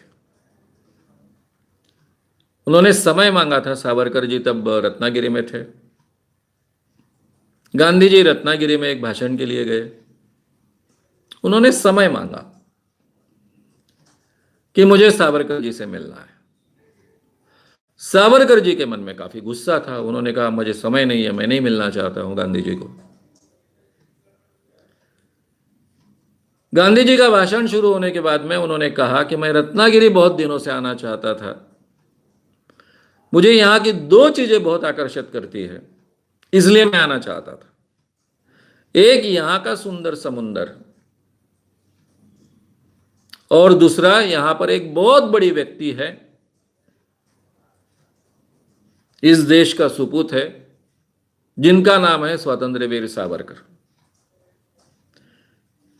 यह समुंदर में देखना चाहता था और सावरकर जी से मिलना चाहता था, इसलिए मैं यहां आया। अब सावरकर जी को चाहने वाले काफी लोग भाषण सुनने को आए थे गांधी जी का, उन्होंने जाकर यह बात बताई सावरकर जी को। सावरकर जी को अचरज लगा, उन्होंने फिर समय दिया। समय देने के बाद वे सावरकर जी को मिलने को गए गांधी जी, दोनों की मुलाकात हुई। मुलाकात होने के बाद में जब गांधी जी जाने लग गए तो उन्होंने कहा मिसेस सावरकर कहाँ है, मुझे उनसे मिलना है। सावरकर जी ने पूछा क्यों? तब गांधी जी ने कहा कि मैं कस्तूरबा को लेके आया था और मैं कस्तूरबा को मिलाना चाहता था आपकी पत्नी से, कि इस देश की स्वतंत्रता के लिए जो सुपूत इतनी लड़ाई करता है, तब घर के लोगों को कितना भुगतना पड़ता है ये कस्तूरबा जाने, इसलिए मैं आपके पत्नी को मिलने के लिए उनको लेके आया, इसलिए उनको बुलाइए। यानी गांधी जी कितना आदर व्यक्त करते हैं सावरकर जी के बारे में, जबकि सावरकर जी बार बार उनके बारे में टीका टिप्पणी कर रहे हैं, आलोचना कर रहे हैं, भला बुरा कह रहे हैं, इसके बावजूद गांधी जी का यह एटीट्यूड रहा। और यह गांधी जी का एटीट्यूड कोई नाटक नहीं था, वो जिनके साथ लड़ाई करते थे उनसे भी प्रेम करते थे। ये तो मैंने पहले ही आपसे कहा है। तो ये रवैया उनका सावरकर जी के बारे में भी रहा है। तो दोनों के विचारों में कुछ अंतर था, काफी साम्य स्थल था, इसलिए दोनों ने एक दूसरे का बहुत आदर करना चाहिए। अब सावरकर जी गांधी जी के बारे में आदर रखते थे नहीं रखते थे, ये जो बातें सामने आएगी तब मैं आपके सामने रखूंगा। लेकिन गांधी जी तो सावरकर जी का बहुत आदर करते थे। डॉक्टर आंबेडकर ने जब बुद्ध धर्म की दीक्षा ली तो उसके बाद उस बारे में सावरकर जी ने कोई अपने मत बोले हैं क्या?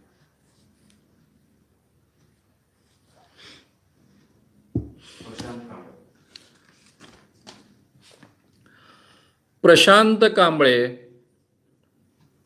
इन्होंने सवाल पूछा है कि डॉक्टर बाबा साहब आंबेडकर जी ने जब बौद्ध धम्म स्वीकारा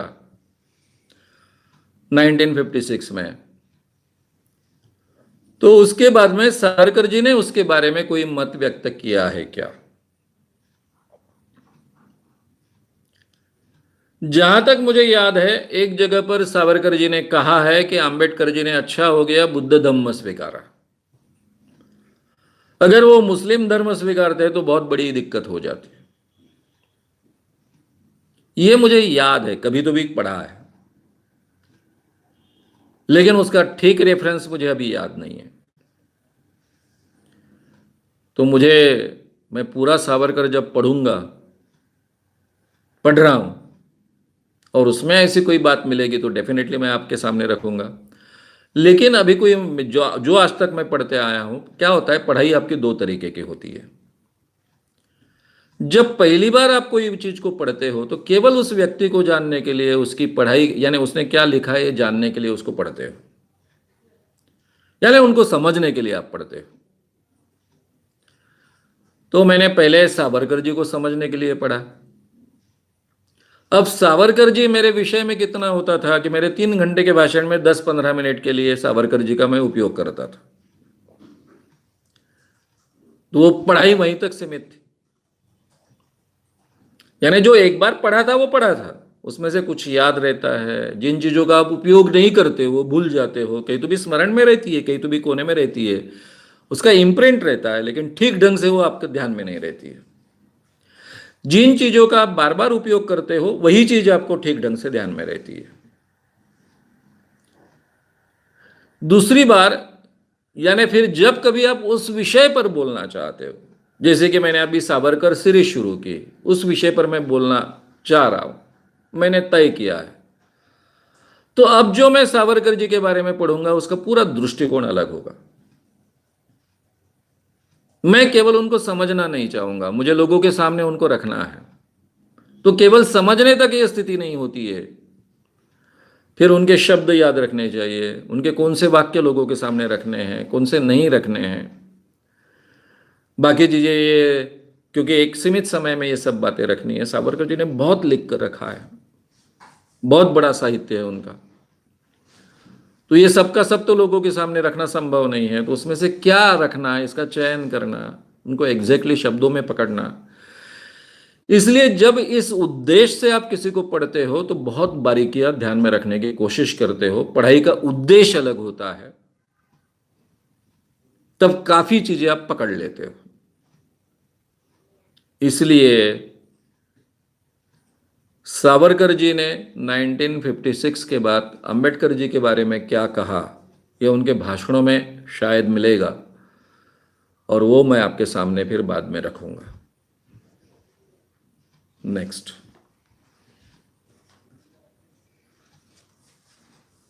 सावरकर ने एक प्रकार हिंदू मुस्लिम ये विषय क्या इसलिए चुना क्योंकि स्वतंत्र भारत में ब्राह्मण और गैर ब्राह्मण इनमें बंटने की, स्वतंत्र भारत ब्राह्मण और गैर ब्राह्मण इनमें बंटने की संभावना थी। इन्नुसा पठान,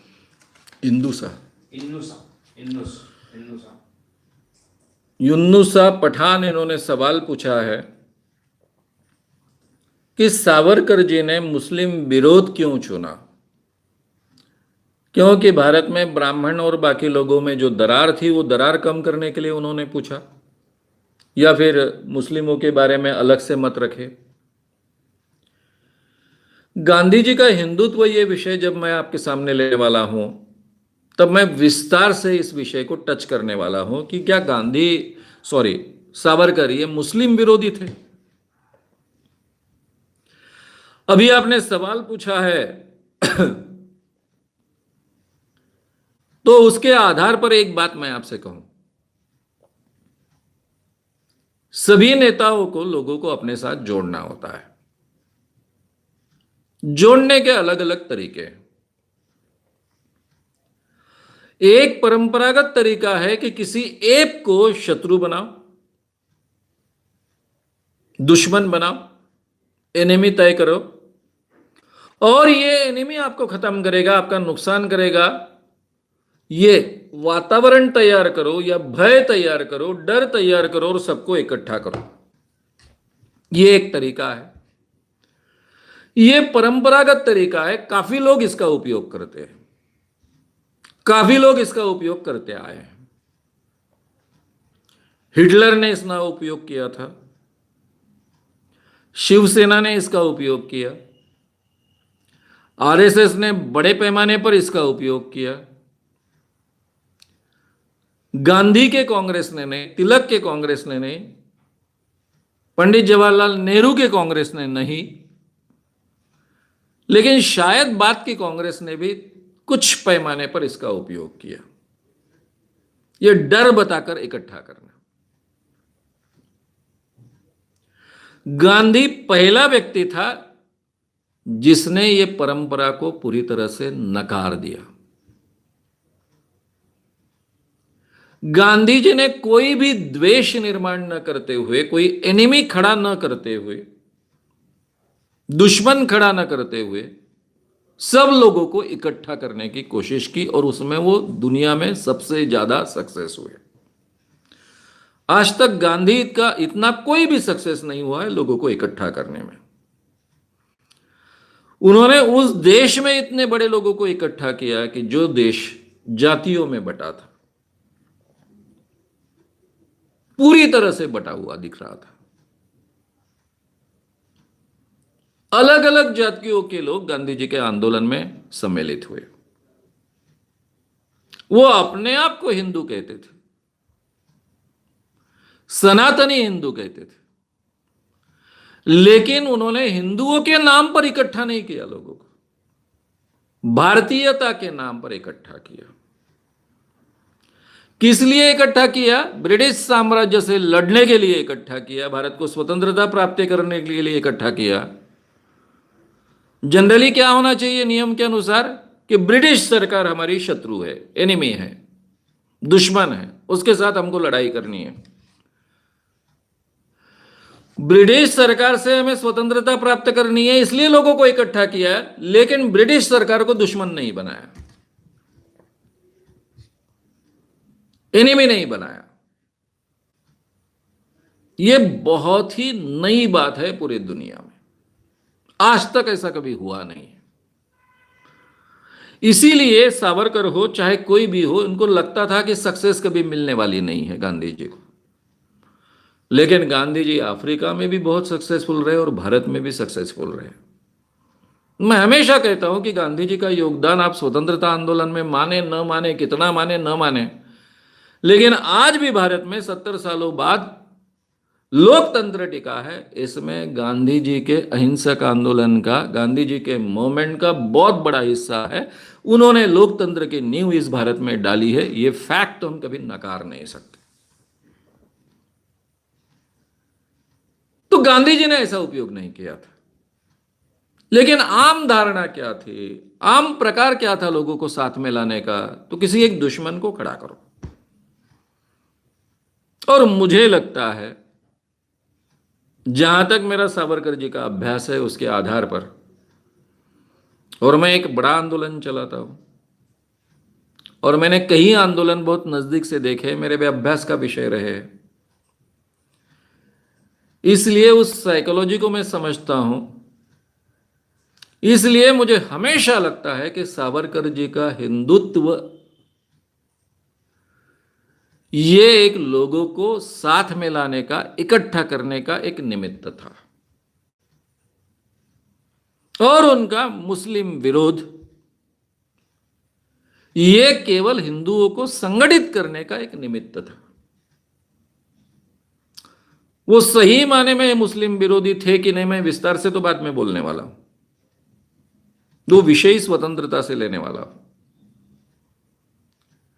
लेकिन गांधी जी के सावरकर जी के साहित्य में आपको दिखेगा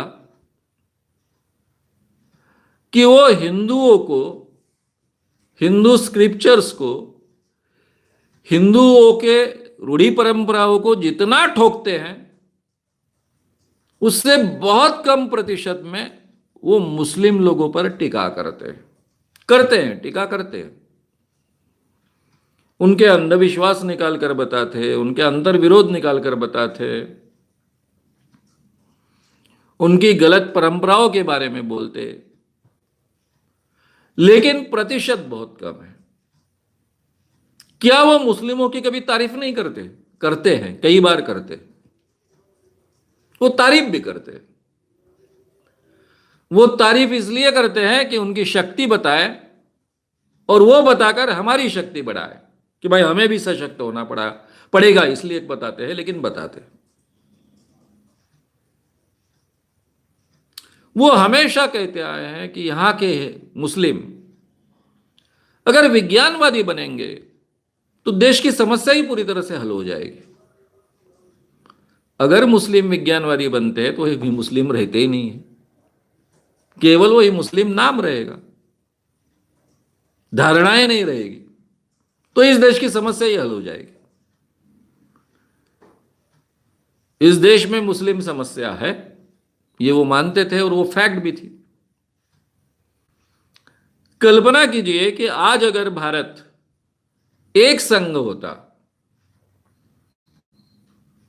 एक होता, पाकिस्तान अलग नहीं होता, तो भारत में मुस्लिमों की तादाद जब स्वतंत्रता प्राप्त हुई तब 24% थे, आज वो 32-33% पर चली जाती, क्योंकि बांग्लादेश और पाकिस्तान की जो लोक संख्या है उसके आधार पर हम कह सकते हैं उतनी ही चले जाती। हाँ, तब शायद हमारे देश में ये रेस रही थी कि मुस्लिम ज्यादा बच्चे पैदा करते हैं कि हिंदू ज्यादा बच्चा पैदा करते हैं, ये बात अलग है। यानी आज के भारत में हिंदुओं ने बड़े पैमाने पर कुटुंब नियोजन अमल में लाया, शायद नहीं लाते, इसलिए ये परसेंटेज शायद 33% नहीं होता, लेकिन 30% तो हो जाता। और हमारे देश में आज जो प्रधानमंत्री बने हैं उनको 31% वोट मिले हैं। अगर मुस्लिम एक गट्ठा बन जाते इस देश में तो शायद सत्ता पूरी तरह से मुस्लिमों के हाथ में आ जाती। यह डर तो था सबको, और मुस्लिमों को यह डर था कि भारत में इतने बड़े तादाद में हिंदू लोग हैं तो वो कभी हमको राज नहीं करने देंगे। इसलिए कितनी भी दुखद घटना हो, पाकिस्तान अलग हुआ, बहुत अच्छा हुआ। देश की एक बड़ी समस्या से भारत ने निजात पाया। जिनको इस देश में रहना था, अलग मुस्लिम देश नहीं चाहिए था, वही मुस्लिम यहां रहे, और इसलिए वो भारत के परिस्थिति के साथ में एडजस्ट होना उनके लिए संभव भी हुआ। और जो बचे हैं वो भारत में रहने के इच्छुक लोग हैं, इसलिए भारत के लोगों को भी उनके साथ में एडजस्ट होना कठिन नहीं हुआ। जीना की विचारधारा वाले सब लोग निकल गए। हाँ, मुस्लिम लीग नाम बचा, लेकिन वो विचारधारा पूरी तरह से नहीं बची। इस कारण भारत की समस्याएं कम हुई, ये तो फैक्ट। तो ये समस्याएं जो थी वो काल्पनिक नहीं थी, उनकी नींव ऑलरेडी ब्रिटिशों ने भारत में डाली थी, हिंदू विरोध, मुस्लिम विरोध। और ये समस्या के कारण सब हिंदुओं ने संगठित होना चाहिए, इसलिए सावरकर जी ने वो बहाना बनाया, ये तो स्पष्ट रूप से दिखता है, जबकि गांधी जी ने वो बहाना बिल्कुल नहीं बनाया। गांधी जी ने अपने स्वतंत्रता आंदोलन में भी मुस्लिमों को साथ में लिया, उनके साथ में भाईचारा रखा, कभी उनके खिलाफ द्वेष नहीं पनपने दिया अपनी ओर से, उल्टा उनको भाईचारे के साथ में सम्मिलित करने का प्रयास आखिरी तक हुआ। और फिर भी गांधी जी ज्यादा सक्सेस रहे। परंपरागत मार्ग जो है, एक के खिलाफ द्वेष निर्माण करो, उसको शत्रु बनाओ, उसको एनिमी बनाओ और सब लोग इकट्ठा हो, ये परंपरागत तरीका उन्होंने अपने जीवन में नहीं अमल में लाया। इसके बावजूद गांधी जी बहुत ज्यादा सक्सेसफुल रहे।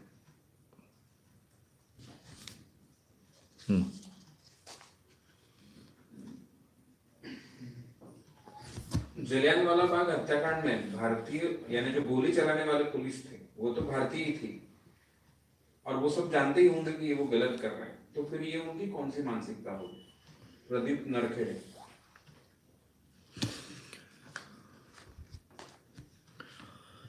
प्रदीप नरखेड़े, इनका सवाल ऐसा है कि जालियनवाला बाग हत्याकांड हुआ, जनरल डायर ने जो गोलियां चलाई, ये गोलियां चलाने वालों में तो भारतीय पुलिस होंगे। इन भारतीय पुलिस ने इतने बड़े पैमाने पर अपने ही लोगों को कैसे मारा? ये कौन सी मानसिकता है?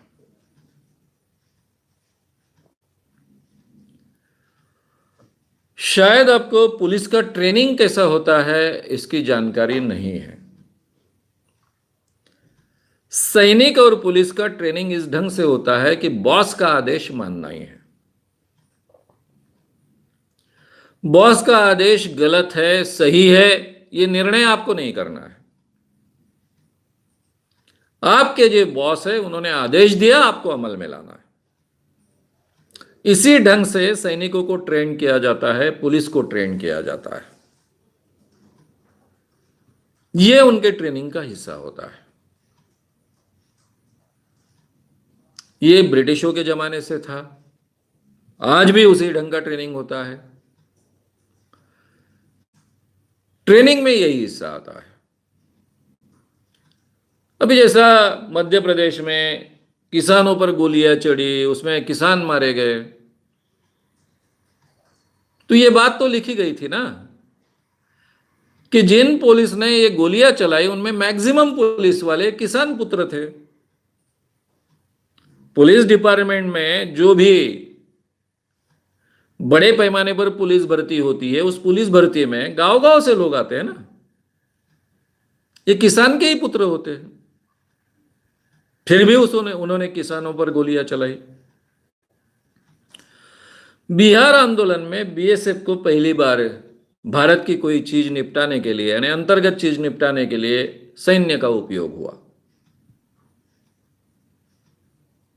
अब जयप्रकाश के नेतृत्व में जो आंदोलन चलता था वो पूरी तरह से 100% अहिंसक था।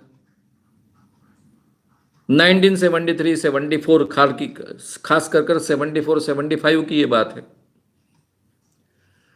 हमारा नारा था, हमला चाहे जैसा भी होगा, हाथ हमारा नहीं उठेगा।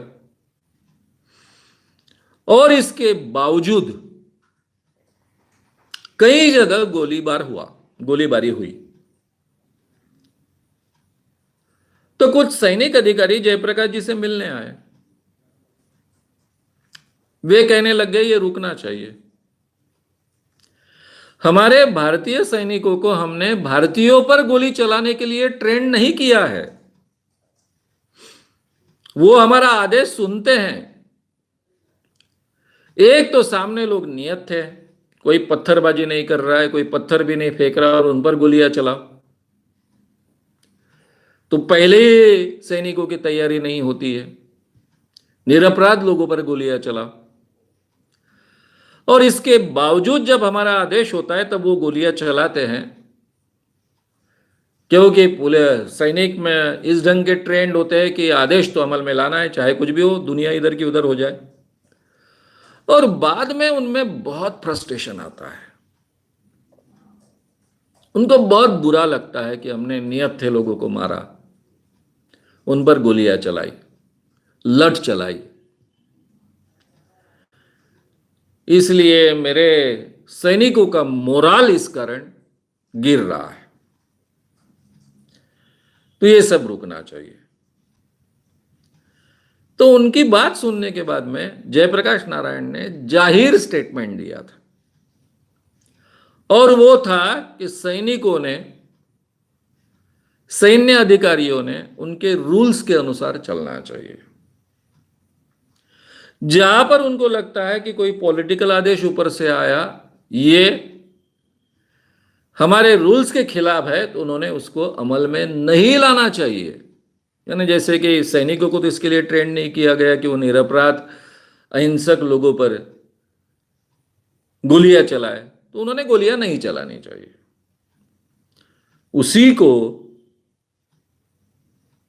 बहुत बड़ा मुद्दा बनाया गया कि गांधी जी ने, जयप्रकाश नारायण ने विद्रोह के लिए लोगों को उकसाया, सैनिकों को उकसाया, सैन्य अधिकारियों को उकसाया,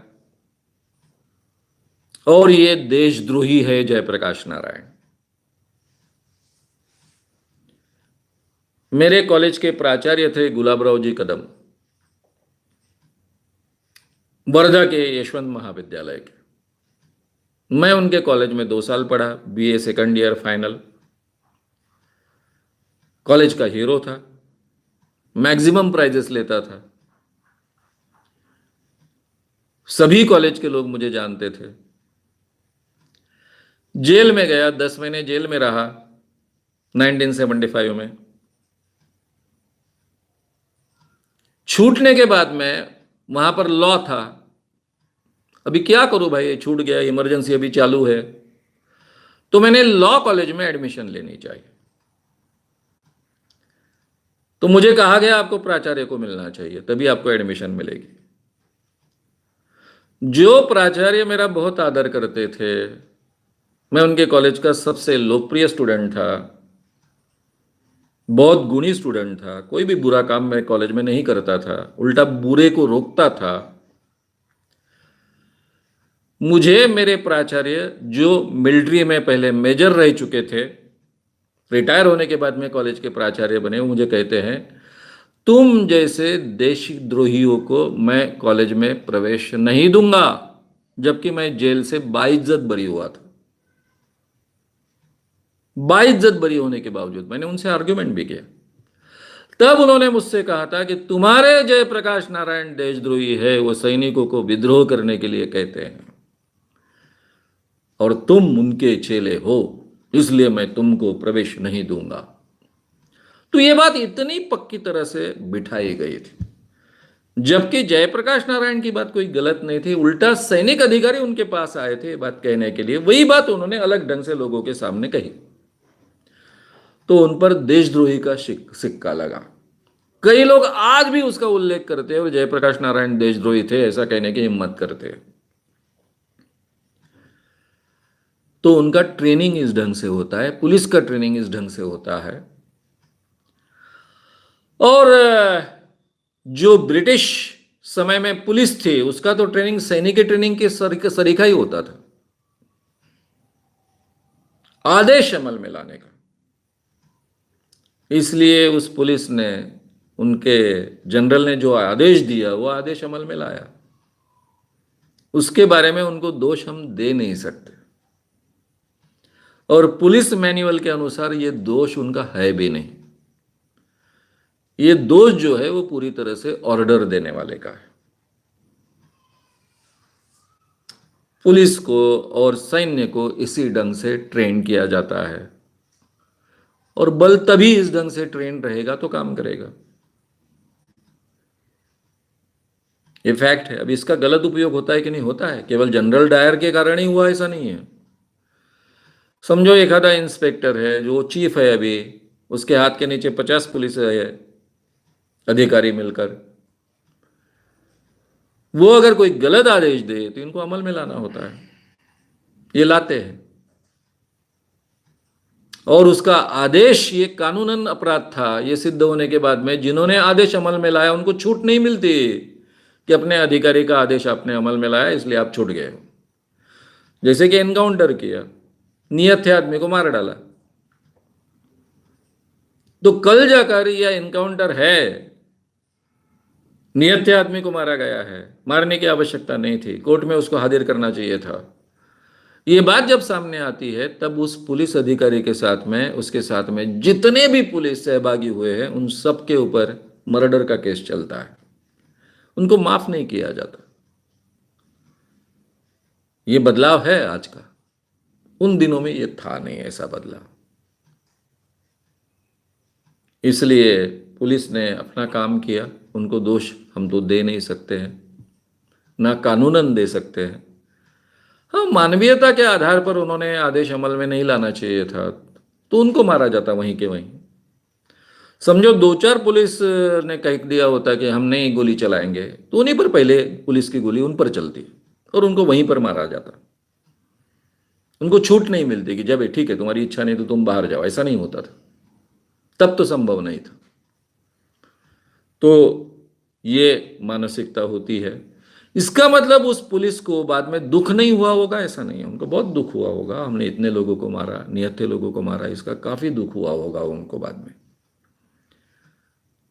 लेकिन दुख व्यक्तिगत दुख है, और गोली चलाई वो जिसने पुलिस का ड्रेस पहना है उसने चलाई, ये भेद हमको भी समझना होगा।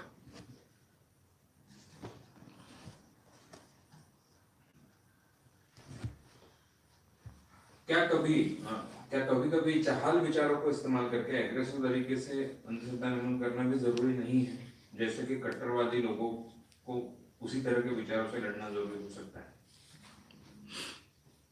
नीलकंठ स्वामी।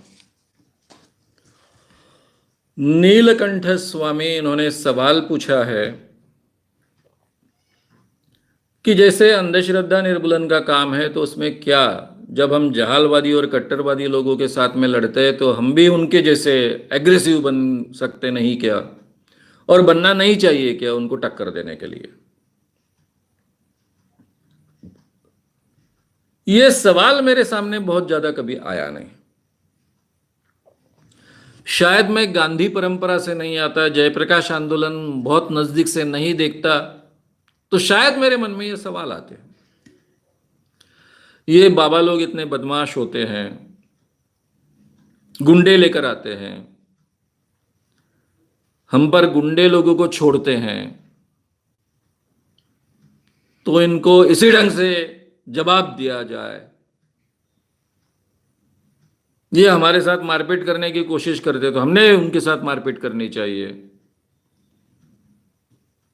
इस ढंग का सवाल मेरे मन में कभी भी नहीं आया, जबकि जानबूझकर हमने हमारी इमेज गुंडा इमेज तैयार की थी। मैं बोलने में इतना आक्रामक था, और साइकोलॉजी तो लोगों की बहुत अच्छी जानता था, कि मेरे भाषण कौशल का और मेरे साइकोलॉजी का उपयोग कर कर भाषण होने के बाद गांव के मांत्रिकों को लोग मार भगाए, ये वातावरण तो मैं इजीली तैयार कर सकता था। यह मेरे लिए संभव भी था। उल्टा कई बार हमारे आंदोलन के कारण जब बाबा एक्सपोज होता था तो उसी के बाद उसको मारने को दौड़ते थे, तो हम उसको हमेशा बचाते आए हैं। कभी किसी बाबा को हमने मार नहीं पड़ने दी। हम लोगों को समझाते थे कि इसमें आपका भी गुनाह है। ठगना जितना गुनाह है उतना ही ठगे जाना भी गुनाह है, और इसलिए ये मारपीट नहीं चलेगी। कई बाबाओं को हमने बचाया। नागपुर में पायलट बाबा आया। पायलट बाबा को वहां के आयोजकों ने पहले ही बताया कि नागपुर बहुत गंदा शहर है, बाबाओं को भगाता है। तो आते वक्त वो 100 बिहारी गुंडों को लेकर आया था, छटे हुए गुंडों को लेकर आया था, ताकि मारपीट की नौबत आए, मर्डर की नौबत आए तो भी की जाए। उसने नागपुर के स्टेडियम में एक बहुत बड़ा गड्ढा खदा 10 बाय 10 का, और उसमें बैठा। उसको ऊपर से बंद किया गया, ऊपर में मिट्टी डाली गई। अंदर 10 बाय 10 में बाबा बैठा है। 72 घंटों तक, यानी 3 दिन तक अंदर रहा। और मेरे पास योग शक्ति है, इस कारण मैं बिना प्राणवायु जी सकता हूं, ऑक्सीजन के जी सकता हूं, ऐसा जाहिर किया। जब वो गड्ढे के बाहर आया तो उसके पहले ही आंदोलन की शुरुआत हमने कर दी थी। हमने आह्वान दिया था कि कोई भी प्राणवायु के बिना जी नहीं सकता है। आप सिद्ध कर बताओ प्राणवायु के बिना जीते हो। या आह्वान प्रति आह्वान शुरू हो गए थे। सभी पेपर्स बहुत अच्छे साथ दे रहे थे। इसलिए 72 घंटे बाद जब बाबा वो बाहर आया, तब करीबन 5000 लोग इकट्ठा हुए थे। मेरी और पायलट बाबा की बहस चली लाउडस्पीकर पर। जब पायलट बाबा मेरी बातों में फंसने लग गया, अब मैं तो ट्रेंड था इन चीजों में, बातों बातों में मैं सामने के बहुत हाल कर देता हूं, सामने के व्यक्ति के। तो जैसा जैसा वो फंसने लग गया तो उनके जो नागपुर के लोग थे, आयोजक थे, उनके ध्यान में आया कि अब फंसने वाला है और मरने वाला है। इसलिए उन्होंने लाउडस्पीकर बंद कर दी। फिर हमारी बातचीत हुई कि यहां बात नहीं करेंगे। बाबा ठहरा था रवि भवन में, तो रवि भवन में बात करेंगे, ऐसा तय हुआ। मैं आयोजकों को बार बार कह रहा था कि मुझे लाउडस्पीकर पर ये अनाउंस करने दो।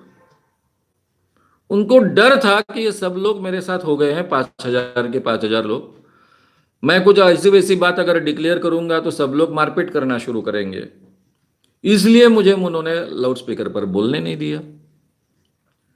अब बाबा निकलने लग गया, लोगों को लगा बाबा भाग रहा है, सब लोग उतर के नीचे आ गए, उसको पकड़ लिया, आगे जाने नहीं दे रहे, पुलिस बहुत थी,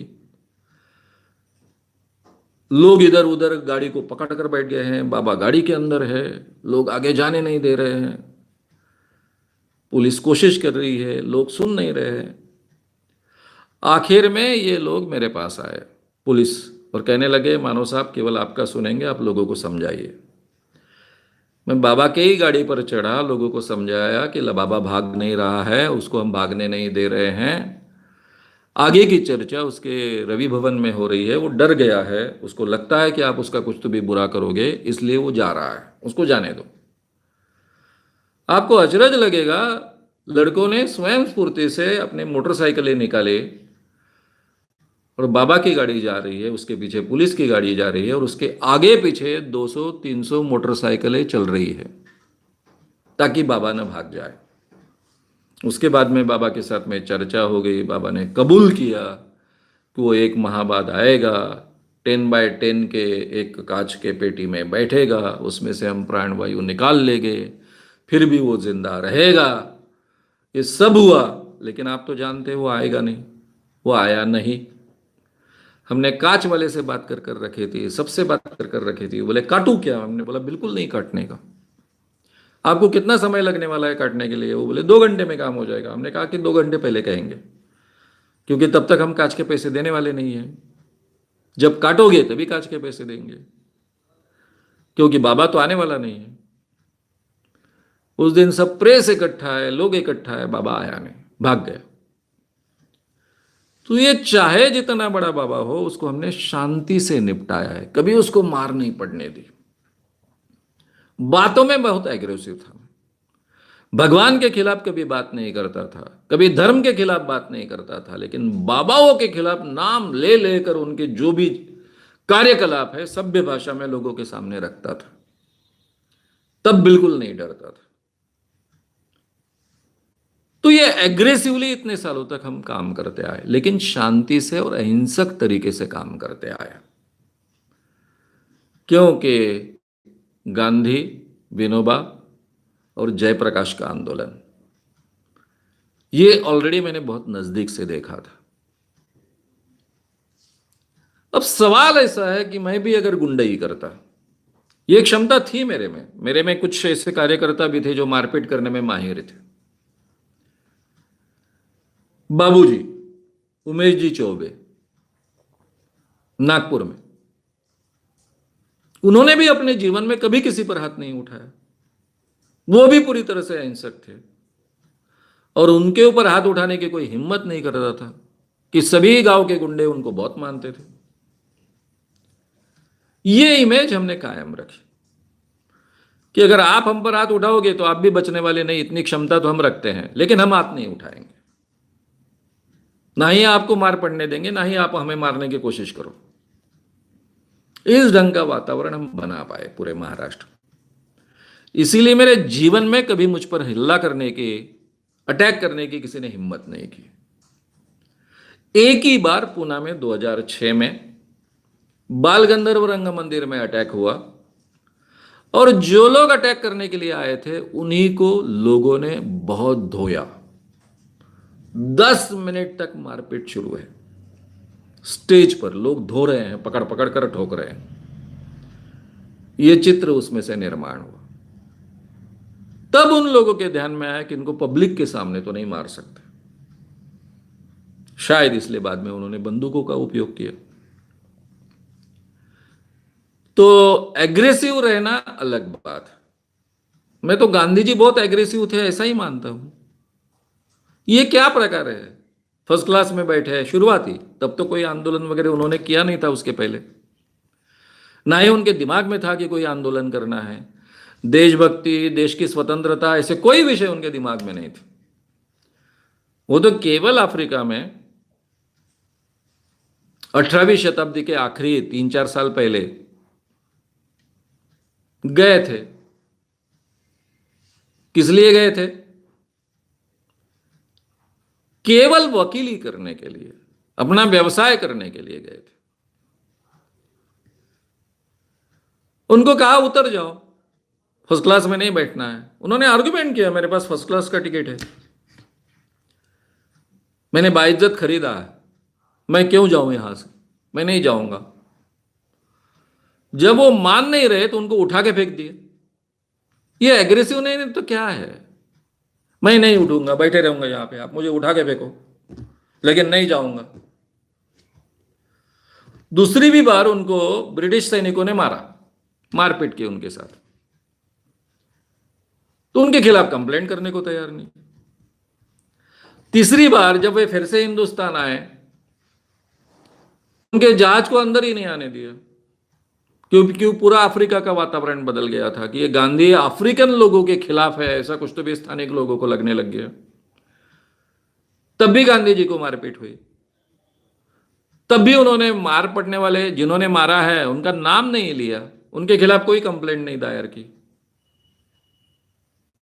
डरते थे इसलिए, अरे भाई मार खाने के लिए बाहर जा रहे हैं, डर नहीं रहे हैं, तो उनके खिलाफ कंप्लेंट करने को क्यों डरते थे?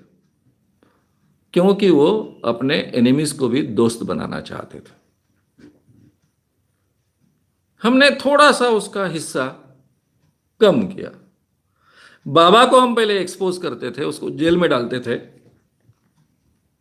और जेल में डालने के बाद भी उससे बहुत प्यार से बात करते थे, छोड़ दे भाई ये धंधा है, आम इंसान जैसे जीने की कोशिश कर, वाल्या का वाल्मीकि बन।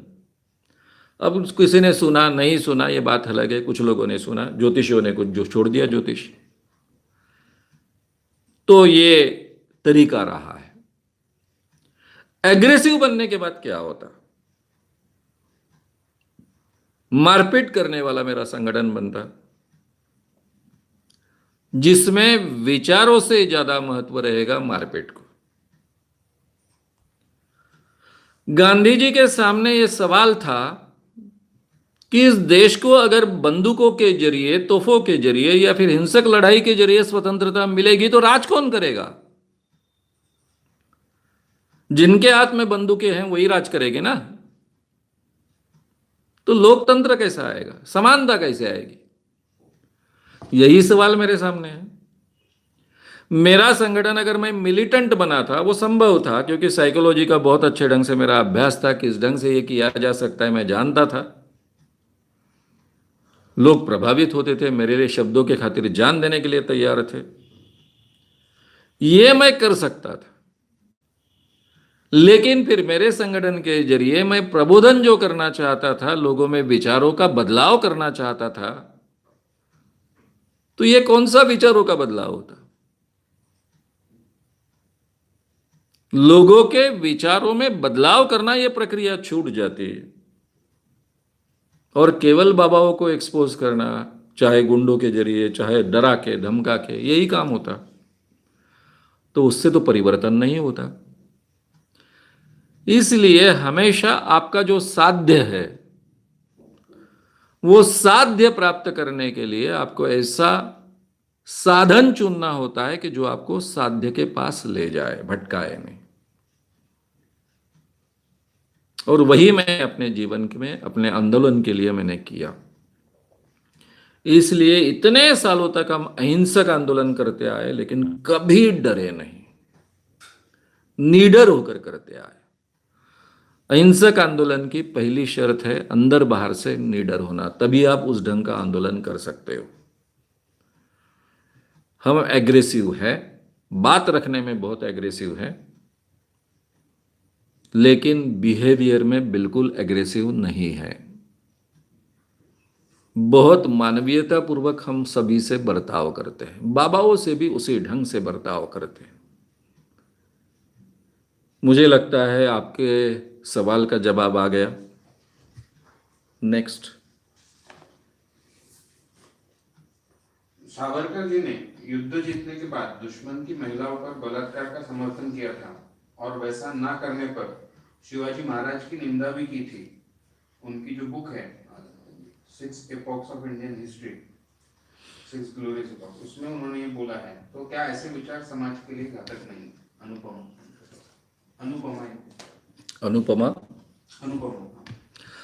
अनुपमा इन्होंने सवाल किया है कि सावरकर जी ने ऐसा कहा है कि एक बार युद्ध जीतने के बाद वहां के स्त्रियों पर बलात्कार करना चाहिए।